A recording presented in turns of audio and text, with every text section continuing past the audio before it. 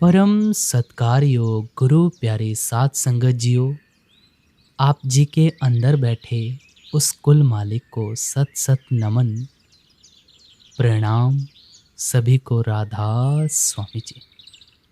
गुरु प्यारे साथ संगत जियो, आज ये सत्संग जो आप सुनने जा रहे हैं बड़ा ही विशेष सत्संग होने जा रहा है। तीसरी पातशाही श्री गुरु अमरदास जी महाराज जी की वाणी है। और आप जी को बता दें, यह सत्संग डेरा ब्यास में 23 नवंबर को सेठी साहब पाठी जी द्वारा भी किया गया था। प्यारे साथ संगत जियो, सेठी साहब जी ने क्या क्या फरमाया था इस वाले सत्संग में हम आज पूरा सुनेंगे। तो आप जी से बेनती की जाती है कि इस सत्संग को आज कृपया मिस मत कर दीजिएगा। बड़ा ही विशेष सत्संग होने जा रहा है। आप जी के साथ आगे सवाल जवाब भी शेयर करूंगा, तो आप सवाल जवाब भी ज़रूर सुनिएगा कि ब्यास में सवाल जवाब क्या क्या हुए थे। तो आओ एकांत में बैठते हैं और इस बड़े ही प्यारे महत्वपूर्ण सत्संग को श्रवण करते हैं। बाणी श्री गुरु अमरदास जी महाराज जी की। सत्संग के वचन। किस हो सेवी क्या जप करी,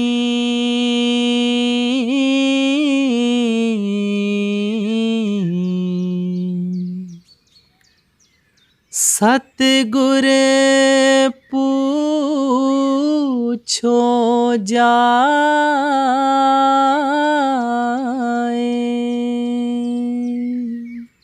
सत्संग को आरंभ करते हुए कहते हैं कि आज तीसरी पातशाही श्री गुरु अमरदास जी महाराज जी की वाणी के ऊपर विचार कर रहे हैं। बड़ा ही हमें खोलकर समझा रहे हैं कि मालिक की बंदगी किस तरह करनी है। अगर नहीं करते हैं तो क्या होगा, अगर करते हैं तो क्या होगा। देखो, सब अपने अपने तरीके से भक्ति करते हैं। कोई योग मार्ग अपनाता है, कोई तीर्थों पर जाता है, कोई अपना अपना इष्ट बना के भक्ति में लगा हुआ है। ये सब करनियाँ अच्छी हैं, सब अपने अपने मुताबिक भक्ति कर रहे हैं, इसमें कोई हर्ज नहीं है, बड़ी खुशी के साथ करें। लेकिन हुजूर जी जो समझाते थे कि ये सब भक्तियाँ भोग योनियाँ हैं, बार बार हमें इस जामे में आना पड़ेगा। अब देखो, सेवा का भाव हम अपने मन में रखते हैं। बाबा जी जैसे समझाते हैं ना कि सेवा का मतलब क्या है। ए सेवा चाकरी नाम बसे मन आए। कि देखो, जो भी हमने सेवा करनी है बड़ी ही निम्रता भाव के साथ करनी है। अगर हम अपने मन में निम्रता रखते हैं तो सेवा मुकम्मल होती है। लेकिन जो बाहर की सेवा है, ए सेवा चाकरी नाम वसे मन आए। बाहर की सेवाएं सिर्फ हमारा माहौल बना सकती हैं। जो असली सेवा है वो हमारी भजन बंदगी की है। हमने अपने मन को निम्रता के भाव की तरफ लेकर जाना है। वही एक बात रिपीट करते हैं, जैसे बाबा जी ने सत्संग में फरमाया। आपने सुना होगा, जो हाल फिलहाल में बाबा जी का सत्संग हुआ डेरा ब्यास में, उसमें बाबा जी ने फरमाया था कि देखो, जब हम यहाँ से उठकर जाते हैं सत्संग सुनने के बाद, तो कैसे हम भीड़ इकट्ठी कर लेते हैं पंडाल में, और पंडाल में धक्का मुक्की करने लगते हैं। मैं आगे निकलूँगा, मैं आगे निकलूँगा। और कभी किसी का अगर गलती से कंधा टकरा भी जाए, किसी के साथ अगर गलती से धक्का लग भी जाए, तो हम उसी के साथ लड़ना झगड़ना शुरू कर देते हैं। देखो, अगर हमारे मन में निम्रता का भाव होगा तब हम कहीं जाकर अपनी भक्ति में मुकम्मल होंगे। नहीं तो बार बार हमें इन्हीं जामों में आना पड़ेगा। फरमाते हैं कि देखो, शास्त्रों में तो अलग अलग मंत्र हैं, मन को समझाने के लिए, अपनी अवस्था बनाने के लिए। लेकिन सबसे बड़ा मूल मंत्र कौन सा है? सबसे बड़ा मूल मंत्र, देखो सबसे बड़ा मूल मंत्र संतों ने समझाया है, नाम की कमाई है, शब्द की कमाई है। जब संतों की शरण में जाते हैं तो हर एक चीज की पहचान बड़ी बारीकी से हमें करवाते हैं। देखो जो तो नाम की कमाई करता है उसकी अवस्था सबसे ऊंची है। अब देखो कहते हैं कि सबसे सुखी इंसान कौन है? सबसे सुखी इंसान बाबा जी कहते हैं वही है जिसके पास मन की शांति है। और मन की शांति कैसे आ सकती है? नाम की कमाई से, शब्द की कमाई से। देखो नाम की कमाई करने से हमारे मन में जो भी विचार चलते हैं वो दूर होना शुरू हो जाते हैं और हमारे मन के ऊपर जो भी प्रभाव पड़े होते हैं वो धीरे धीरे हटना शुरू हो जाते हैं। स्वामी जी महाराज जी भी कहते हैं कि धुन सुनकर मन समझाई। हमारा मन किस तरह काबू में आएगा? नाम की कमाई से। जब कड़ी दर कड़ी, जैसे क्लास बाय क्लास स्कूल का बच्चा पढ़ता है, ऐसे ही हम क्लास बाय क्लास हम परमार्थ में भी आगे बढ़ते जाएंगे तो हमें इन चीज़ों का पता लगता जाएगा। बाबा जी कहते हैं कि परमार्थ में आके जितना सीख होता है हमने उतना सीखना है। फिर आगे समझाते हैं कि देखो गीता के 9वें अध्याय में क्या उपदेश दिया गया है। गीता का 9वां अध्याय, अब बात गौर करने वाली है। गीता का 9वां अध्याय और 25वां श्लोक आप पढ़कर ज़रूर देखिएगा। आपको बताते हैं कि 9वां अध्याय भगवत गीता का और 25वां श्लोक हमें क्या उपदेश दे रहा है। यान्ति देवव्रता देवान् पितृन्यान्ति पितृव्रता भूतानि यान्ति भूतेज्या यान्ति मध्याजिनोऽपि माम। इसका अर्थ है जो तो देवताओं का पूजन करने वाले हैं वे देवताओं को प्राप्त होते हैं, पितरों का पूजन करने वाले पितरों को प्राप्त होते हैं, भूत प्रेतों का पूजन करने वाले भूत प्रेतों को प्राप्त होते हैं। भगवत गीता कह रही है परंतु जो मेरा पूजन करते हैं एक की पूजा करते हैं। पलटू जी कहते हैं ना, पलटू एक ही एक है, दूसर ना है कोई। अब बाबा जी यहाँ पर एक बड़ी सुंदर मिसाल लेते हैं, वो आगे आप सभी के साथ शेयर करेंगे। पहले जो गीता उपदेश दे रही है उसके ऊपर गौर करते हैं। आगे फरमाते हैं वे मुझको ही प्राप्त होते हैं, इसलिए मेरे भक्तों का पुनर्जन्म नहीं होता।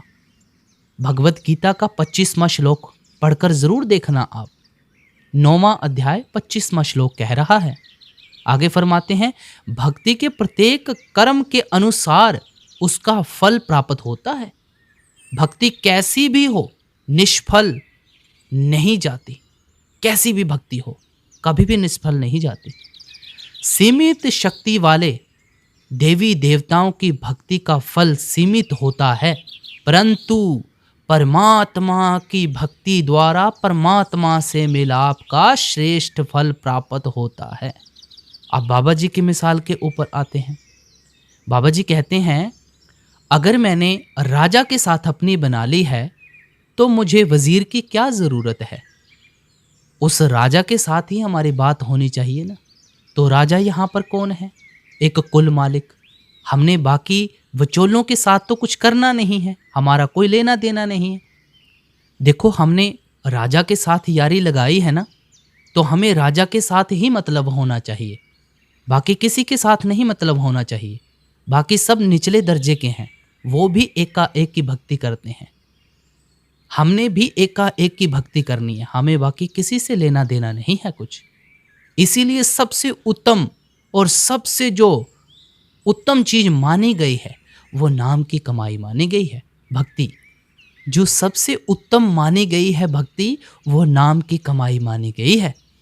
देखो अगर हम संतों की शरण में जाते हैं और संतों की शरण में जाकर उनकी संगति करते हैं, उनके हुक्म में रहते हैं, वो भी हमें अंदर जाने का रास्ता बताते हैं कि भाई आपने ऐसे ऐसे अंदर जाना है और नाम की कमाई ऐसे ऐसे करनी है। मालिक की भजन बंदगी को आपने इतना समय देना है और बाकी कामों को आपने इतना समय देना है। देखो, जो तो निष्काम भाव के साथ भक्ति करता है, जो अपना तन मन धन सब कुछ गुरु के ऊपर वार देता है, वो तो उस कुल मालिक को प्राप्त हो जाता है। अब आगे फरमा रहे हैं कि देखो, जो गुरु का नाम है और जो हम जपते हैं, उनमें क्या क्या डिफरेंस क्या है। देखो, जो तो हम नाम जपते हैं वो नाम आप बड़ी खुशी के साथ जप सकते हैं, लेकिन कहते हैं कि जो सतगुरु नाम देता है उसमें सबसे ज़्यादा पावर होती है, सबसे ज़्यादा पावर। जब हम उसे लगातार जपते हैं उसका ज़्यादा प्रभाव पड़ता है। नाम को जपते जपते नाम और नामी एक हो जाते हैं, तब कहीं जाकर बात बनती है, तब कहीं मालिक से मिलाप होता है। अगली कड़ी में फरमाते हैं जी, सतगुर का भाणा मन ले,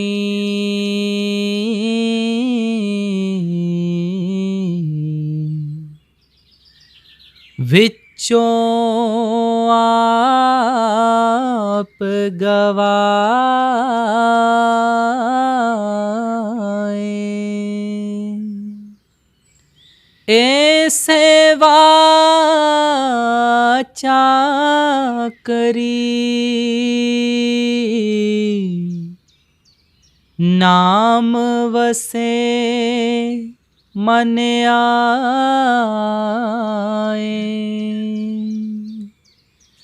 नाम में ही ते सुख पाया,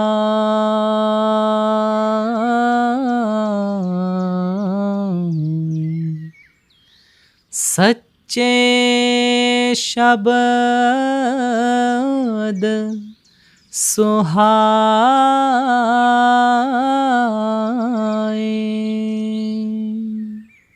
फिर आगे फरमाते हैं कि ऐ जीव, अगर मालिक ने तुझे सच्चा रास्ता बख्शा है, मालिक ने सही रास्ते डाला है, तो सही रास्ता अपना, अपनी हस्ती मिटा दे और तेरा तेरा पे आ जा।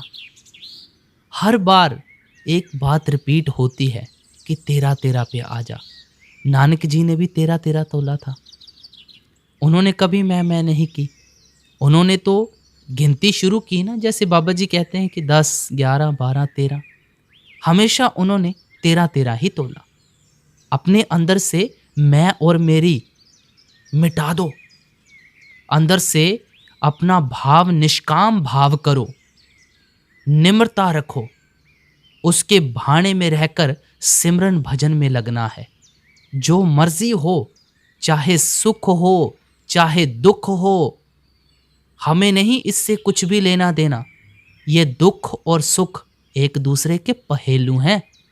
कभी दुख आएगा, कभी सुख आएगा, और जो मेहनत के साथ चीज़ प्राप्त की होती है उसका आनंद ही कुछ और होता है।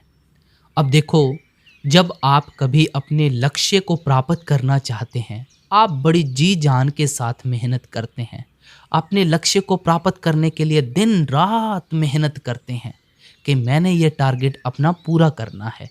मैंने कोई बिजनेस ओपन किया है तो इस बिजनेस में मैंने अपनी पूरी जी जान लगानी है। या आपने कोई भी कारोबार शुरू किया है तो आप सोचते हैं कि मैंने अपने इस कारोबार में पूरी जी जान लगानी है, अपना कारोबार सक्सेस करना है मैंने। इसीलिए भाई, जितनी मेहनत आप अपने कारोबार में करते हैं, बिजनेस में करते हैं, उससे 100 गुना मेहनत हमने परमार्थ में आकर अपनी आत्मा के लिए करना है। क्योंकि असल चीज़ यही है, बाकी सब स्वार्थ है, स्वार्थ। हमने परमार्थ में आकर परमार्थ को परमार्थ रहने देना है। हमने सच्चे दिल से उसका हुक्म मानना है, हुक्म रजाई चलना। हमने नेक पाक जीवन अपनाना है। जब हम नेक पाक जीवन अपनाएंगे और हक हलाल की कमाई अपनाएंगे, हर एक चीज़ को बारीकी लेकर चलेंगे, तो सब कुछ समझ आना शुरू हो जाएगा। हर एक चीज़ हुक्म में है और हुक्म गुरु का मानना है। ए सेवा चाकरी नाम वसे मन आए। शुरू में बेनती की कि ए सेवा चाकरी नाम वसे मन आए। नाम अंदर है, कहीं बाहर नहीं है। हम बाहर तलाश रहे हैं। कभी किसी बाबा के पास चले जाते हैं, कभी किसी बाबा के पास चले जाते हैं और माथे टेकने लगते हैं, नाके रगड़ने लगते हैं। कभी कभी कहीं जा रहे हैं माथा टेकने के लिए, कभी कहीं जा रहे हैं सरोवरों में नहाने के लिए। उस सच्चा तीर्थ, सच्चा सरोवर, सच्चा मंदिर, सच्चा गुरुद्वारा अपने अंदर है भाई। जब तक अपने अंदर नहीं झांती मारोगे, कुछ भी पल्ले नहीं पड़ने वाला है। कुछ भी नहीं पड़ेगा भाई पल्ले। शुरू में बेनती की कि यह जितनी भी सेवाएं हैं, जितना भी हम काम करते हैं, ये सब हमारा एक माहौल बनाता है, एटमॉस्फेयर बनता है इससे। और हम इस एटमॉस्फेयर का, इस माहौल का हमने फ़ायदा लेना है। जब हम इसका फ़ायदा लेंगे तो हमारी भजन बंदगी बहुत अच्छे से बनेगी। गुर की सेवा, शब्द विचार, सब सेवाएं माहौल बनाती हैं। सतगुरु के प्रति प्यार बढ़ता है। लेकिन असली सेवा, वही बेनती करते हैं कि असली सेवा तो पाई नाम की कमाई है। और नाम कहाँ से मिलेगा? अपने अंतर में जाकर मिलेगा और गुरु की, सच्चे गुरु की शरण में जाकर उनका हुक्म मानने से मिलेगा। और देखो, जब आप हुक्म मानकर सतगुरु का, उनके हुक्म में रहते हैं, तो जब नाम की कमाई करने के बाद आपका शब्द खुल जाता है, उसके बाद आप सुख की अवस्था में चले जाते हैं। कभी भी आपको दुख नहीं होगा और ऐसी परमानंद खुशी में चल जाएंगे आप शब्द खुलने के बाद कि आप बस उसी के होके रह जाएंगे, फिर आप किसी के नहीं रहेंगे। बाबा जी ने भी एक साईं बाबा बुल्ले शाह जी की मिसाल से हमें समझाया। कल आप जी ने सत्संग को श्रवण किया कि सैयद बाबा बुल्ले शाह जी ने जब अपनी चाहत रखी थी कि मैंने उस रब को मिलना है, तो शाह इनायत जी ने यही कहा था कि ओ भुलिया, रब दा की पाउना, इधरों पुटना इधर लाना। अब देखो, नाराज हुए थे तो कैसे उन्होंने घुंघरू बांधकर और कंजरी का भेष बनाकर अपने मुर्शद को मनाया था।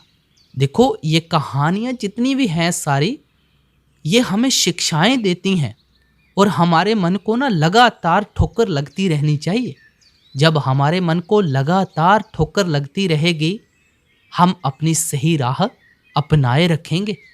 और जब भी हमारे मन को कहीं गैप मिलेगा, कहीं मौका मिलेगा, ये भागना शुरू हो जाएगा। इसलिए आप जी को बार बार विनम्र पूर्वक बेनतियां की जाती हैं कि भाई, सत्संग को आपने बड़े ही ध्यानपूर्वक सुनना है।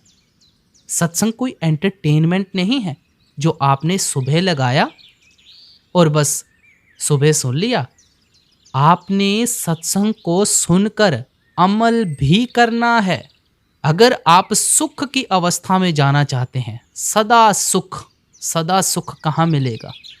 नाम की कमाई, शब्द की कमाई से। बाकी तो सब दुनियादारी में घूमते रहेंगे। अब बाबा जी ने एक बात और कही थी कि देखो, ये सत्संगियों को ना सिर्फ बहाने चाहिए। कोई ना कोई बहाना लेकर आ जाते हैं कि बाबा जी मन नहीं लगता, बाबा जी ऐसे होता है, ऐसे होता है। भाई, जो मिलेगा ना अपनी करनी का मिलेगा। बिजनेस सक्सेस करने में जितनी मेहनत आप कर सकते हैं, अपने कारोबार को जितना सक्सेस करने में आप अपनी मेहनत कर सकते हैं, क्या आपके लिए थोड़ा सा भी समय नहीं है अपनी आत्मा के लिए? अपनी आत्मा को उस परमात्मा के साथ जोड़ना है भाई। जो देने वाला है, सब सुखदाता राम है, दूसर ना है कोई। जो देने वाला है उसको याद करते हैं, कितना वक्त निकालते हैं? आप खुद बताना, अपने मन से पूछना कि आप कितना समय देते हैं भजन बंदगी को। एक ही बात हजारों लाखों बार समझाई जाती है, लेकिन हम उस एक बात को सुनते हैं और दूसरे कान से निकाल देते हैं। अपने मकसद की तरफ, जो हमारा असल मकसद है, उसकी तरफ हमारा ध्यान नहीं है, लेकिन जो बेमकसद की चीजें हैं उसके ऊपर हमारा पूरा विशेष तरीके से ध्यान है। जो हमारा असली मकसद है भाई, उसकी तरफ आओ और उसकी तरफ आकर अपने असल घर का रास्ता तय करो ना। अगली कड़ी में समझाते हैं जी। मन मेरे अन दिन जाग हर चेत,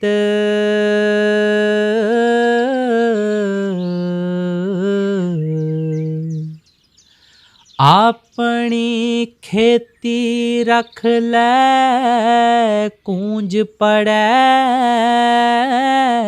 खेत।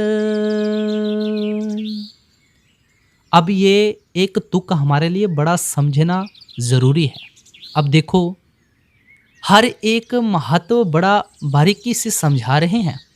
देखो, कोई डॉक्टर से दवाई लेकर आता है, हम बीमार हैं, बहुत बीमार हो गए, डॉक्टर के पास गए और डॉक्टर से दवाई ले आए, या दवाई को लाकर उसका लेबल पढ़ते रहें, या दवाई को हम साइड में रख छोड़ें।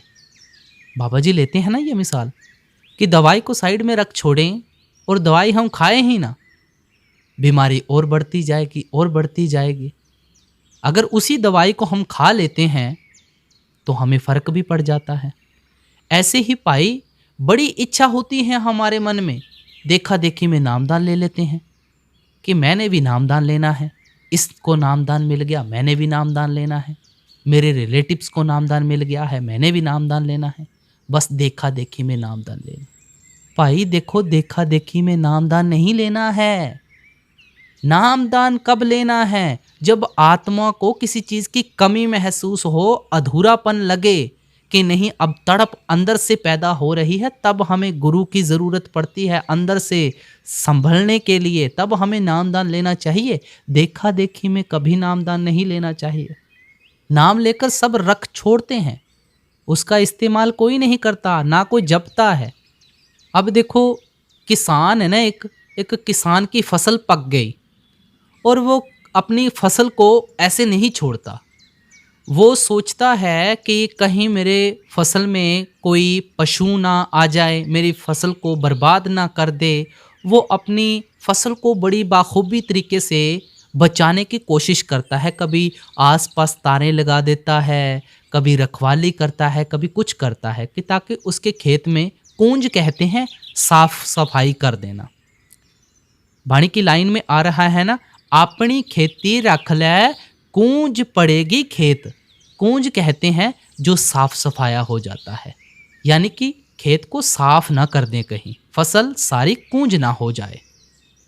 इसलिए देखो जब हमें गुरु नाम दे देता है तो हमें भी उस अनमोल दात को संभाल कर रखना है, कभी भी किसी के साथ साझा नहीं करना है। जो भी हमारे अंदर, जो हमें महसूस होता है, कभी भी किसी के साथ शेयर नहीं करना चाहिए।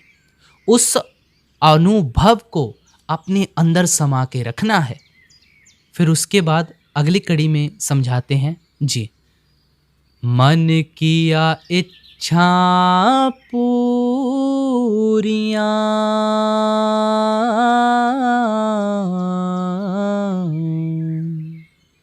शब्द रहया भरपूर,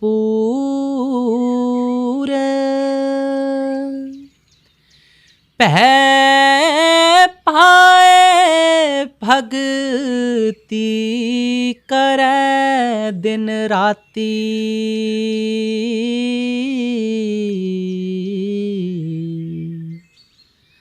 हर जीव वेखै हदूर सच्चै शब्द, सदा मन राता भ्रम गया,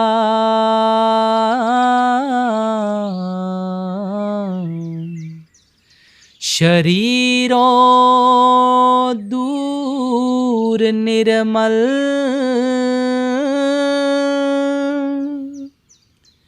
साहिब पाया साचा,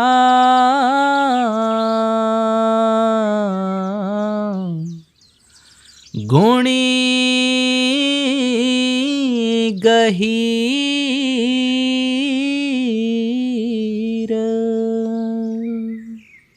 अब देखो, जिसने तो हर एक चीज को बारीकी से समझ लिया, क्या कहते हैं, जिसने तो हर एक चीज को बड़ी बारीकी से समझ लिया, वो तो भवसागर से पार हो जाएगा।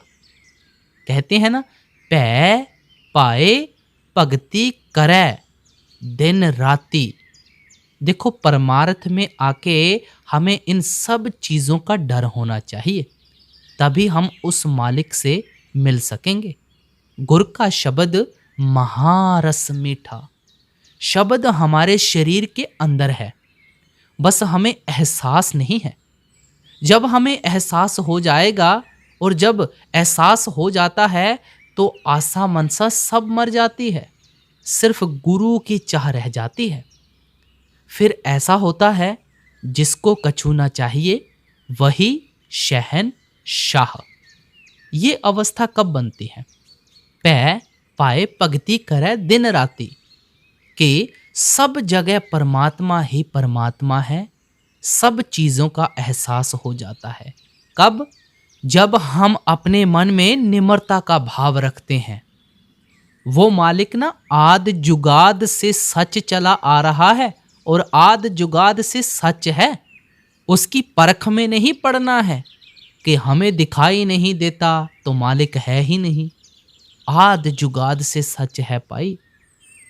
गुरु नानक देव जी महाराज जी ने जपजी साहिब में कहा है, एक ओंकार सतनाम करता पुरख निरभौ निर्वैर अकाल मूरत अजोनी सैभंग गुर प्रसाद।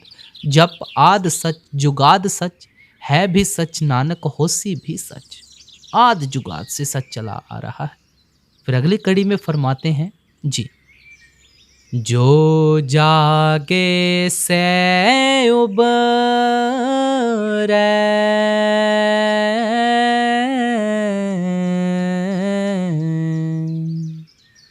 सुते गए मुहाए,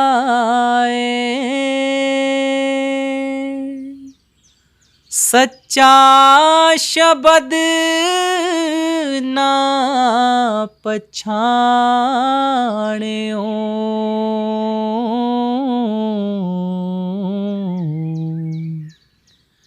सुपना गया विहाए,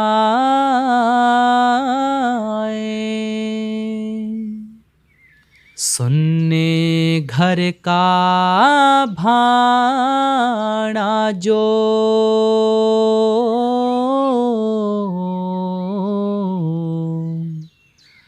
आया त्यों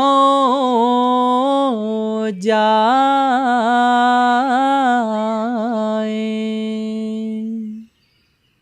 अब देखो, जिन्होंने मालिक की अवस्था को पहचान लिया वो सबसे ऊंचे हैं। जो माया की मोह में सोए हुए हैं उन्हें कुछ नहीं, उन्हें कुछ हासिल नहीं होता, उनका जन्म व्यर्थ हो जाता है, व्यर्थ। चार गवाया हंड के चार गवाया सम, लेखा रब मंगे सिया तू आयो केड़े काम। क्या जवाब देंगे हम? अगर हम मालिक की भजन बंदगी करेंगे तभी तो कुछ जवाब दे पाएंगे।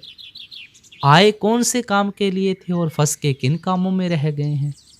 फिर अगली कड़ी में फरमाते हैं जी, मन मुख जन्म विरथा गया,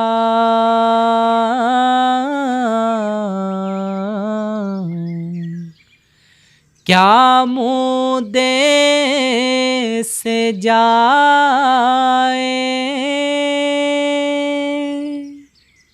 सब किछ आपे आप है,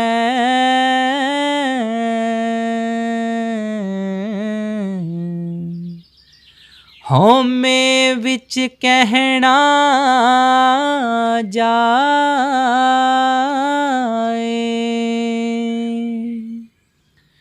ਗੁਰ ਕੈ ਸ਼ਬਦ ਪਛਾਣੀਐ,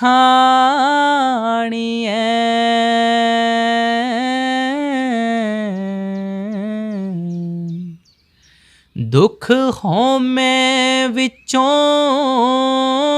गवाए।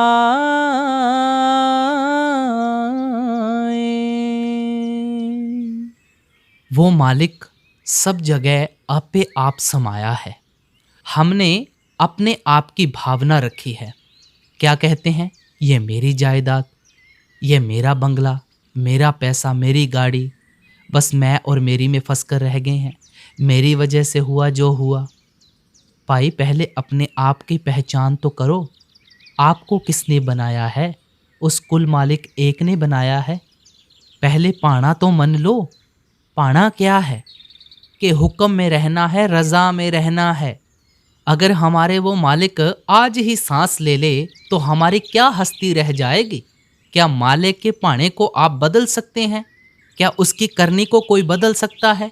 उसकी करनी को वो खुद ही बदले तो बदले, नहीं तो कोई नहीं बदल सकता भाई। कोई बाबा आपका काम नहीं कर सकता। वो सिर्फ युक्ति बता सकता है कि भाई तूने नाम की कमाई ऐसे ऐसे करनी है और विषय विकारों से दूर हटना है, असली चीज़ की तरफ आना है। बाकी तो भाई जो मिलेगा करने का मिलेगा। फिर अगली कड़ी में फरमाते हैं जी, सतगुर सेवन आपना,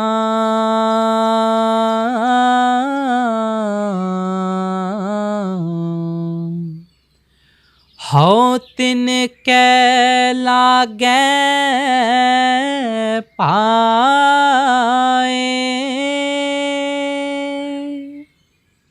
नानक दर सच्चै सच्चियार है।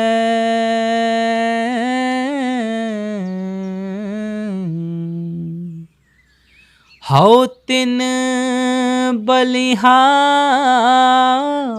जाऊं।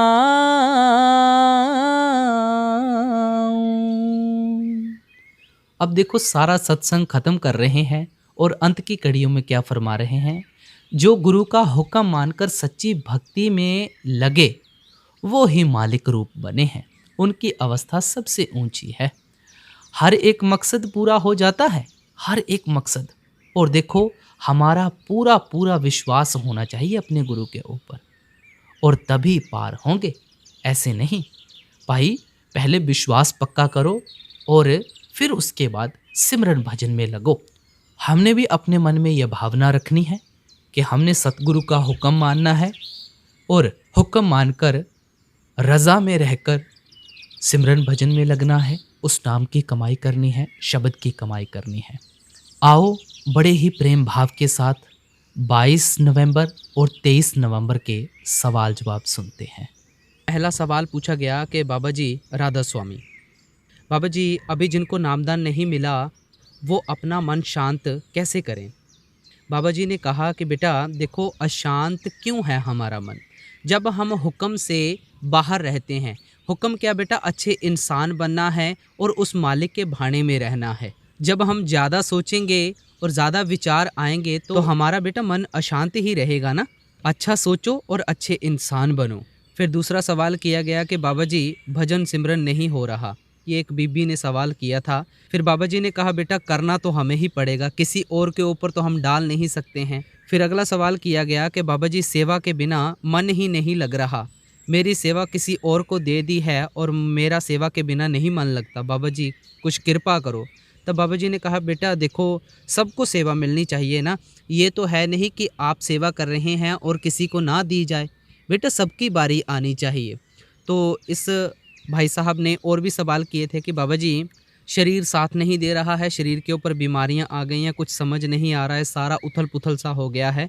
बाबा जी ने कहा बेटा अगर हम सही सोचेंगे तो सब कुछ ठीक होगा, अगर हम माइंड के ऊपर प्रेशर डालेंगे तो ओबियसली सारे काम बिगड़ते जाएंगे। फिर अगला सवाल किया गया कि बाबा जी ज़िंदगी 'ਚ बहुत गलतियां कीतियां ने। ये एक लड़की ने सवाल किया था कि बाबा जी ज़िंदगी में बहुत गलतियां की हैं, बहुत जनों का मैंने दिल भी दुखाया है और वो आज भी मेरे नाल खड़े हैं। मुझे गलती का रियलाइज़ भी होता है लेकिन मेरा दिल ऐसा है कि मानता नहीं है, उन्हें बुलाने का दिल ही नहीं करता है। तो बाबा जी ने कहा बेटा देखो, अगर गलती रियलाइज़ होती है तो हमें निम्रता दिखानी चाहिए ना। तो बाबा जी ने कहा देखो, गलती का एहसास हो गया है तो निम्रता के साथ आगे बढ़ो और सोच समझ कर आगे कदम रखो। फिर उसी लड़की ने सवाल किया कि बाबा जी जे मैं ਤੁਹਾਡੇ ਨਾਲ जुड़ी हाँ ਤਾਂ मन भटके ना, मेरे मन ਨੂੰ ਚਪੇੜਾ ਮਾਰਿਓ ਜੇ ਅਗਰ ਭਟਕ ਜਾਵੇ ਤਾਂ ਬਾਬਾ ਜੀ ਨੇ ਕਿਹਾ ਬੇਟਾ ਦੇਖੋ, ਮਨ ਨੂੰ ਪੁੱਠੀਆਂ ਆਦਤਾਂ ਅਸੀਂ ਪਾਈਆਂ ਨੇ। ਜੇ ਅਗਰ ਇਹਨੂੰ ਚੰਗੀ ਤਰਫ ਲਗਾਵਾਂਗੇ ਤਾਂ ਚੰਗਾ ਰਿਐਕਟ ਕਰੂਗਾ, ਜੇ ਇਹਨੂੰ ਮਾੜੀ ਤਰਫ ਲਗਾਵਾਂਗੇ ਤਾਂ ਮਾੜਾ रिएक्ट करूँगा। फिर अगला सवाल किया गया कि बाबा जी मैं ना योग प्राणायाम करता हूँ और भजन सिमरन को भी समय देता हूँ, क्या योग प्राणायाम करना सही बात है? तो बाबा जी ने कहा कि बेटा कौन सा योग प्राणायाम करते हैं? तो लड़के ने कहा कि बाबा जी लोम विलोम करता हूँ और भी कई आसन करता हूँ, उससे मन शांत सा रहता है। तो बाबा जी ने कहा कि बेटा ठीक है, ये सेहत के लिए ठीक है और भजन सिमरन की अपनी जगह है, ये सेहत के लिए है। सेहत अच्छी होगी तभी तो भजन सिमरन कर पाएंगे ना। ये नहीं कि करना नहीं है, बेटा करो, जी सदकर करो, लेकिन साथ में ये भी ध्यान रखो ना, भजन सिमरन की अपनी जगह है, प्राणायाम की अपनी जगह है। फिर एक सवाल इस लड़के ने डायबिटिक के ऊपर किया था कि बाबा जी डायबिटिक हो गई है। तो बाबा जी ने कहा कि बेटा देखो, डायबिटिक तो मुझे भी हुई है, ऐसे कई सारे पकवान आते हैं, इसमें तो बेटा परहेज ही रखना होता है, और बेटा डायबिटिक तो मुझे भी है। और चलो दोस्तों, अगर ये आज सवाल खुला ही है डायबिटिक का, तो इसके ऊपर ना मैं आप सभी के लिए एक स्पेशल वीडियो लेके आऊँगा। बहुत संगत है, बहुत दुनिया इस डायबिटिक से बहुत परेशान है और इसका इलाज 200% आपको जो वीडियो में बताया जाएगा विद रिपोर्ट आपको बताया जाएगा। आप कृपया वो वीडियो ज़रूर देख लीजिएगा, बहुत ही हेल्पफुल होगी आपको। आपकी डायबिटिक जो है वो 200% रिकवर हो जाएगी, रिवर्स हो जाएगी, गोली खाने की कोई ज़रूरत नहीं पड़ेगी। माफ़ी चाहता हूँ, थोड़ा सा परमार्थ से हटकर बात कर रहा हूँ, लेकिन ये आपकी सहूलियत के लिए ही है। फिर अगला सवाल किया गया कि बाबा जी हमारे ना रिश्तेदार बहुत ज़्यादा बोलते हैं कि आपका काम जो बिगड़ रहे हैं, आपने यहाँ पर माथा नहीं टेका तो आपके तभी काम बिगड़ रहे हैं, या आप यहाँ पर नहीं जाते हैं, मतलब बहुत कुछ बोलते हैं और बातें भी बहुत ज़्यादा करते हैं। तो बाबा जी उनसे कैसे बचें? तो बाबा जी ने कहा कि बेटा देखो, जो माथे टेकते हैं क्या वो सुखी हैं? बेटा कर्मा दा बोझ ਤਾਂ ਸਾਨੂੰ ਹੀ ਚੁੱਕਣਾ ਪੈਣਾ है, ਹੋਰ ਤਾਂ ਕਿਸੇ ने नहीं चुकना। दद्दे दोष न दइए, दोष कर्मा अपना। फिर अगला सवाल किया गया कि बाबा जी मेरी वाइफ और माता पिता में जब बहस हो जाती है तो मैं बीच में पिस जाता हूँ, मुझे कुछ समझ नहीं आता क्या करना चाहिए। आप थोड़ा सा सुजेशन दो कि क्या करना चाहिए। बाबा जी ने कहा कि घरों भज जा। सारी संगत बड़े ज़ोर ज़ोर से हंसने लगी और बाबा जी ने साथ में ये भी कहा कि तू क्यों फुटबॉल बनता है। फिर बाबा जी ने थोड़ा सा सीरियस होकर समझाया कि बेटा देखो, तुसी हिम्मत रखनी है, समझाना तुसी है, थोड़ा दबका मारिया करो, अपने आप समझ जाएंगे।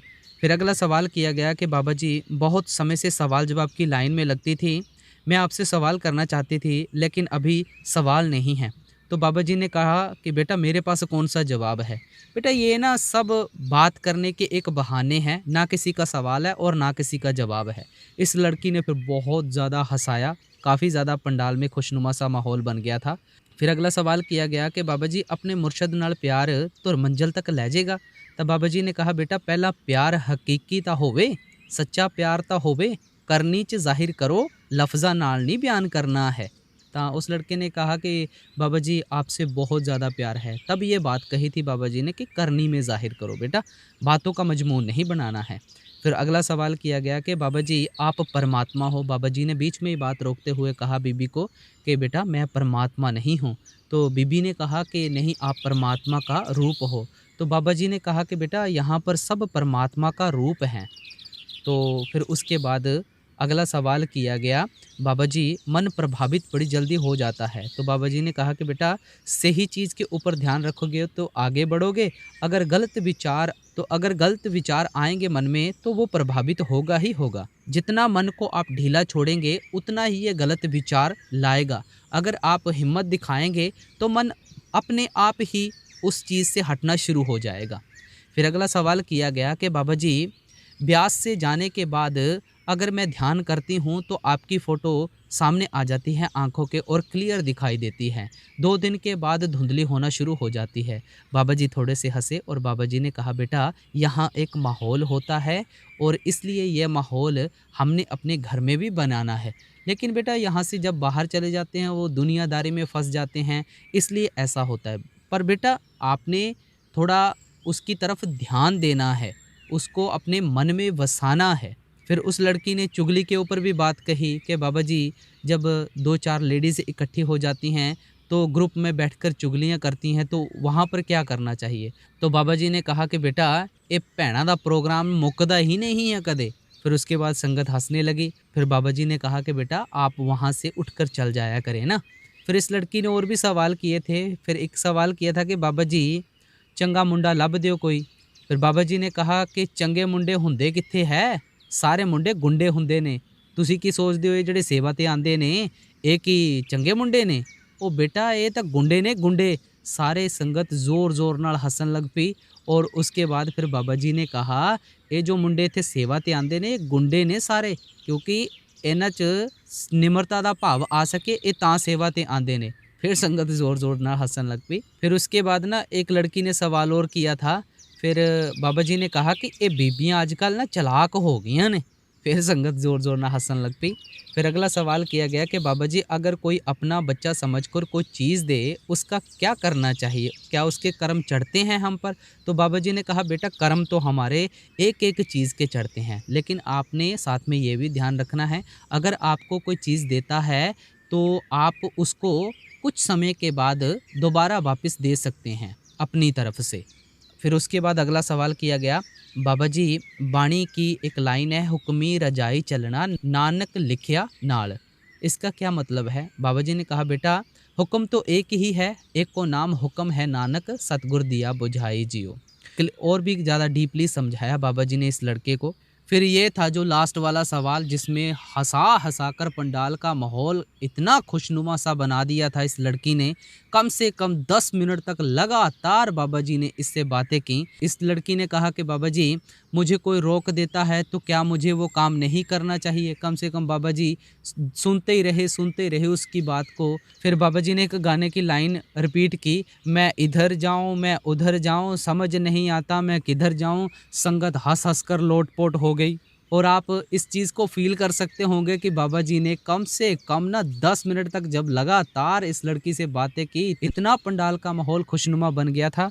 और हुजूर जी भी कम से कम ना 10 मिनट तक लगातार हंसते ही रहे। फिर बाबा जी ने कहा ये भैणा दा प्रोग्राम ना जदों एक बारी शुरू हो जाता ना तो फिर मुक्कण दा नाम ही नहीं लैंदा। फिर बाबा जी ने कहा तू शादी करवा, इत्थे मेरे नाल क्यों मत्था मार रही है, उहदे नाल जाके मार। फिर काफ़ी ज़्यादा संगत हंसने लग पड़ी। मतलब कह लो कि 10 मिनट तक ना लगातार जो है इतना खुशनुमा माहौल बना दिया था ना कि उसको लफ्ज़ों में तो बयान कर ही नहीं सकते हैं। बाबा जी मैं आपकी लाडली बेटी हूँ और बिगड़ी हुई भी हूँ। बाबा जी बस सब्र दे दो, भजन सिमरन नहीं हो रहा। तो बाबा जी ने कहा बेटा हम पहले कदर तो करें, मांगने से कुछ नहीं मिलेगा, कदर करें, बस जो मिलेगा कदर करने से ही मिलेगा। फिर इस लड़की ने कहा कि बाबा जी आपके बेटे भी किसी से कम नहीं हैं जो बिगड़ी हुई बेटियों को सुधारते हैं, आपकी कृपा उन पर पूरी पूरी है। तो बाबा जी ने कहा कि बेटा जब वो मारते हैं तब भी कहोगे कि बाबा की कृपा पूरी पूरी है? तो सारी संगत हंसने लगी। फिर लड़की ने कहा कि नहीं बाबा जी आपके बेटे बहुत अच्छे हैं जो बिगड़ी हुई बेटियों को सुधार कर रखते हैं। फिर उसके बाद अगला सवाल किया गया कि बाबा जी जदों किसी बैंक तो ਆਪਾਂ लोन ਲੈ ਲੈਂਦੇ ਹਾਂ ਤਾਂ अगर जे ਆਪਾਂ उस लोन ਨੂੰ ना चुका पाइए, सैटलमेंट कर लिए ਤਾਂ कुछ अमाउंट दे ਦਿੰਦੇ ਹਾਂ और कुछ अमाउंट ਰਹਿ ਜਾਂਦਾ ਹੈ कि ਉਹਦੇ ਵੀ ਕਰਮ ਬਣਦੇ ਨੇ। ਤਾਂ ਬਾਬਾ ਜੀ ਨੇ ਕਿਹਾ ਕਿ ਬੇਟਾ ਹਰ ਇੱਕ ਚੀਜ਼ ਦੇ ਕਰਮ ਬਣਦੇ ਨੇ, ਇਹ ਨਾ ਸੋਚੋ ਇੱਕ ਇੱਕ ਪੈਸੇ ਦਾ ਹਿਸਾਬ ਕਿਤਾਬ ਦੇਣਾ ਪਊਗਾ। ਲੇਕਿਨ ਬੇਟਾ ਅਸੀਂ ਆਪਣੀ ਕਰਨੀ ਤੇ ਤਾਂ ਅੱਛੇ ਉਤਰਨਾ ਹੈ ਨਾ, ਅਸੀਂ ਆਪਣੇ ਉੱਤੇ ਕਰਮਾਂ ਦਾ ਬੋਝ ਨਹੀਂ ਚੜਾਉਣਾ। बाकी बेटा हिसाब तो हर एक चीज़ का होगा। फिर अगला सवाल किया गया कि बाबा जी जो झूठ बोलते हैं, बुरे बुरे कर्म करते हैं, वो तो बहुत खुश नज़र आते हैं और जो अच्छे इंसान होते हैं सदा सच बोलते हैं वो बहुत ज़्यादा दुखी रहते हैं, ऐसा क्यों? तो बाबा जी ने कहा कि बेटा ये तो कर्मों का हिसाब किताब है, ये तो थोड़ी देर की खुशी होती है बेटा, बाद में बहुत ज़्यादा पछताना पड़ता है इसमें, लेकिन हमने अपनी करनी अच्छी अपनानी है। तो फिर अगला सवाल किया गया कि बाबा जी हुजूर जी को आपने हमारे लिए क्यों चुना है। तो हुजूर जी की तरफ बाबा जी ने मुंह किया और कहा कि बताओ भाई क्यों चुना है। तो फिर बाबा जी ने थोड़ी देर बाद बोला कि बेटा कोई ना कोई अगर सामने होता तो कोई ना कोई तो चुनना ही था ना। तो फिर बाबा जी ने कहा कि जो बेटा मेरे सामने आया मैंने उनको चुन लिया। बाबा जी ने और भी हुजूर के बारे में कहा था, वो क्या कहा था वो बाबा जी के मुख से ही अच्छा लगता है, हमारे मुख से अच्छा नहीं लगता है। बाबा जी ने जो हुजूर जी को बोला, माफ़ी चाहता हूँ मैं वो बोल नहीं सकता। आए दिनों बाबा जी और हुजूर जी के बारे में बीच बीच में हंसी वाले बातें होती रहती हैं, लेकिन वो नोक झोंक बाबा जी और हुजूर जी के बीच में ही अच्छी लगती है। हम उसको बयान करें वो अच्छी बात नहीं लगती है। तो कुछ कुछ बातें आप सभी के साथ शेयर की जाती हैं, कुछ आपसे डिस्क्लोज़ नहीं की जा सकती। तो ये बाबा जी के मुख से ही अच्छी लगती हैं। फिर उसके बाद अगला सवाल किया गया कि बाबा जी हुजूर जी की बाणी है, शब्द कर्म की रेख कटावे, शब्द शब्द से जाए मिलाए। क्या बाबा जी धुन शुरू होने से पहले कर्म कटते हैं या धुन शुरू हो जाने के बाद सारे कर्म नाश हो जाते हैं। तो बाबा जी ने कहा कि बेटा हम इसकी परख में नहीं पड़ना है। बेटा एक जन्म तो क्या, हम हज़ारों जन्म लेकर आ जाएं तब भी हम इस चीज़ को नहीं पहचान सकते हैं।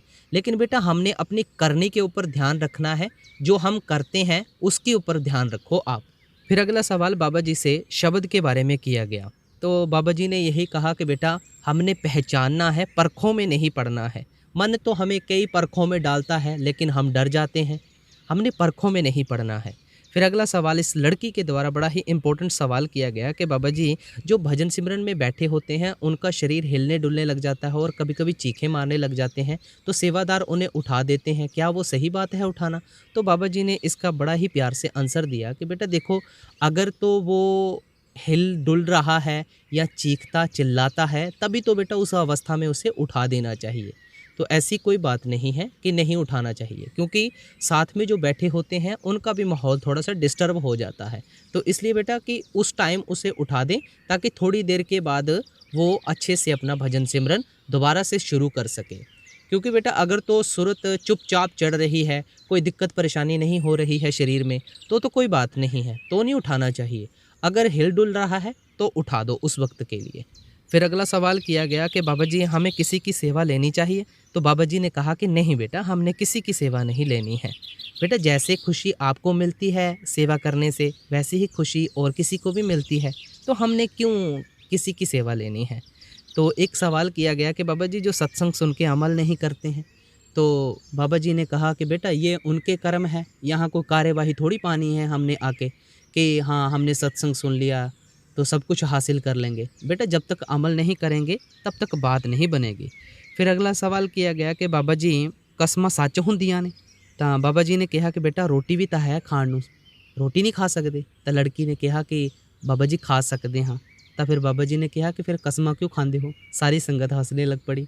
तो फिर बाबा जी ने कहा कि बेटा हम ऐसी अवस्था बनाते ही क्यों हैं कि हमने कस्में खानी हैं, ऐसा काम करना ही नहीं चाहिए बेटा। फिर उसके बाद अगला सवाल किया गया कि बाबा जी मन च डर क्यों रहिंदा है। तो बाबा जी ने कहा कि बेटा थोड़ा जिहा डर ठीक हुंदा है।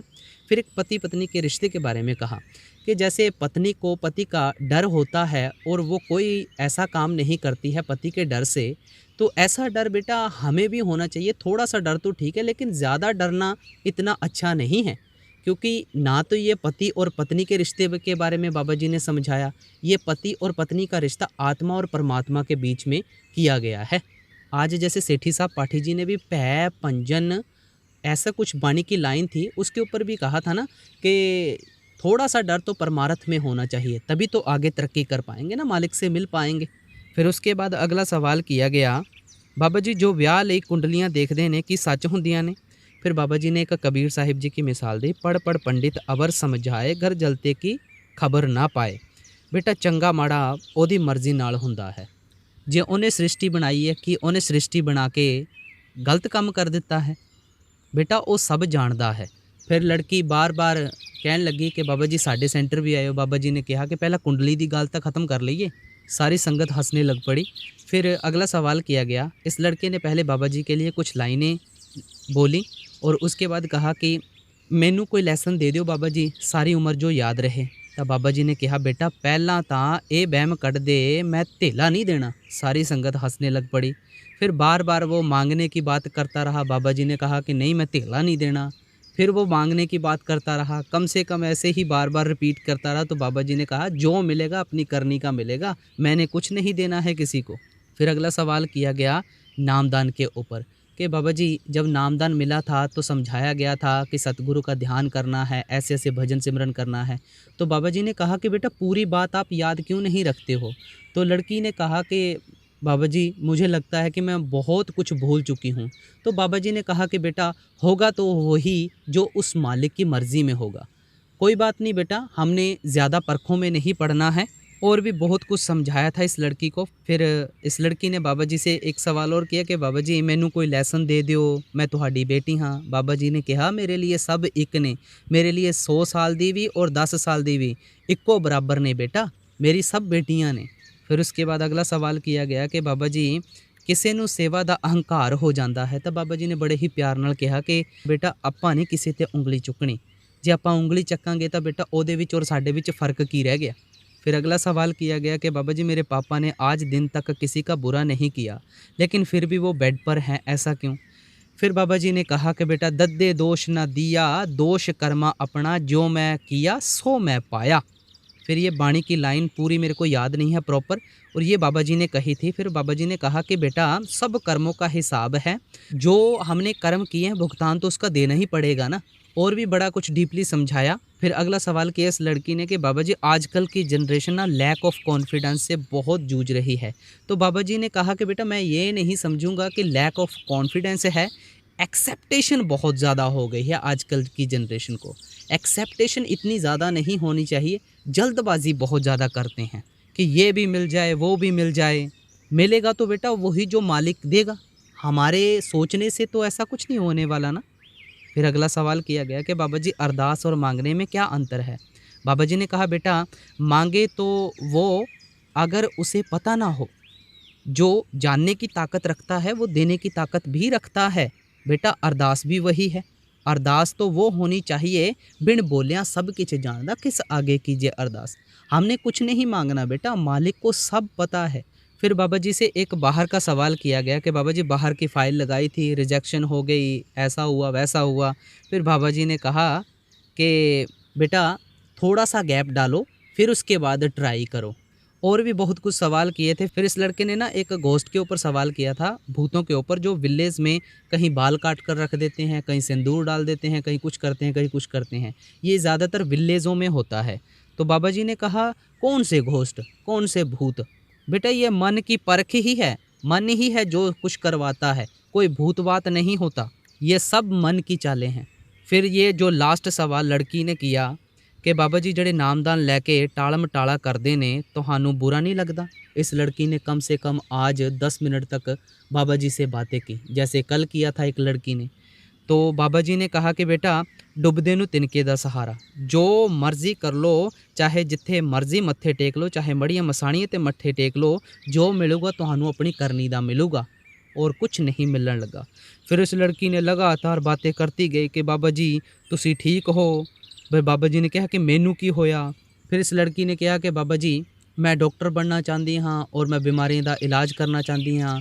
कि बाबा जी ने कहा कि किहदी बीमारी का इलाज करेंगी। तो लड़की कहने लगे कि बाबा जी तुहाडी बीमारी का इलाज करेंगी। बाबा जी कहने लगे कि मैनू की बीमारी है। तो बाबा जी नू कहंदी तुसी सोहणे बड़े लगदे हो। तो बाबा जी ने कहा कि मैं सोहणे की बीमारी हुंदी है। फिर लड़की नू गल करन दा पता ना लगे। फिर बाबा जी नू कहन लगे कि बाबा जी तुसी पगड़ी बड़ी सोहनी बन्नदे हो। काफ़ी देर तक संगत नू हसाया कि कल नू इदां करांगा, मैं पगड़ी ना पुट्ठी सीधी बन के आ जावांगा। बाबा जी ने थोड़ा सा एक्सप्रेशन भी दिए उसके ऊपर और इतनी ज़्यादा संगत हंसी। फिर लड़की कहने लगी कि हमारे साथ बातें कर लो। तो बाबा जी कहने लगे जे मैं बीबियां नाल गल्लां करन लग पिया तो मेरी रेपूटेशन दा की होऊगा। मतलब कह लो कि बहुत ज़्यादा लास्ट में बहुत ज़्यादा संगत को हंसाया भी, और कल की तरह माहौल भी बड़ा खुशनुमा सा बन गया था। और बाबा जी ने ये भी कह दिया कि ये लास्ट में ना पता नहीं बीबियों को आजकल हो गया है, लास्ट में आजकल समय बड़ा लगाने लग पड़ी हैं। फिर बाबा जी ने कहा कि मेरे बुढ़े दे पीछे क्यों पई हैं, तू एक आवाज़ मारेंगी 10 दौड़े आने ने, उन्हों का सिर खा जाके। इतनी ज़्यादा संगत हंसी और हुजूर जी भी काफ़ी हंसे, बहुत ज़्यादा हंसाया लास्ट में। सभी को राधा स्वामी जी।